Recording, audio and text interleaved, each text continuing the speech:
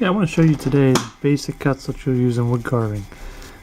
There are three basic cuts. You've got the push cut, the pull cut, or the paring cut, as it's also referred to, and then you also have a stop cut. I'll just start the essentials. You can do a cut by one of two ways, just simply pushing your knife.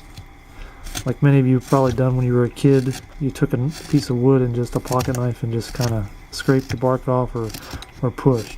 That's one way of doing a push cut, but it's not necessarily the best way. If you take your knife and actually slice as though you're slicing a piece of meat, you're using the entire length of the blade and there's less resistance.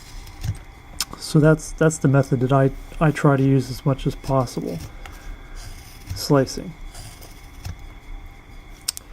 There's also the pull cut or the paring cut, and if you've ever peeled an apple or something of that nature, then you've probably used a paring cut.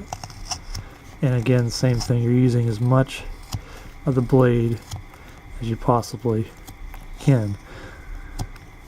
With this flat knife, you can also use it what they call scimitar blade, and with the scimitar blade, that slicing cut works really well because of the shape of the blade, because it's already curved. It just kind of rolls right through there, and again, that works really well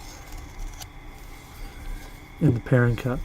And then the third cut is just simply a stop cut, and that is just simply taking your knife and slicing it into the wood or pushing it into the wood, and then you take a push cut up to it to take that piece out.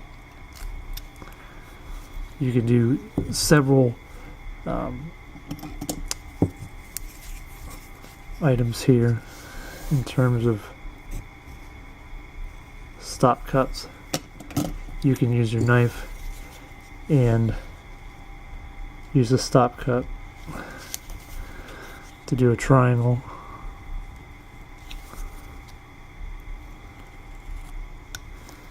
And take a little chip out. Or what I've started here could be a nose. Or you can, if you want to begin the process of creating hair in a piece, you can use stop cuts for that. They can be curved, they can just simply be straight. So those are your cuts. You've got the push cut, paring cut, and then of course the stop cut. Very, very simple to do. Master those cuts. Get familiar with your knife and use those and practice those cuts, because whether you've been carving for one day or 50 years, you always use those types of cuts. Alright, thanks for visiting. I'll check you out later. Bye.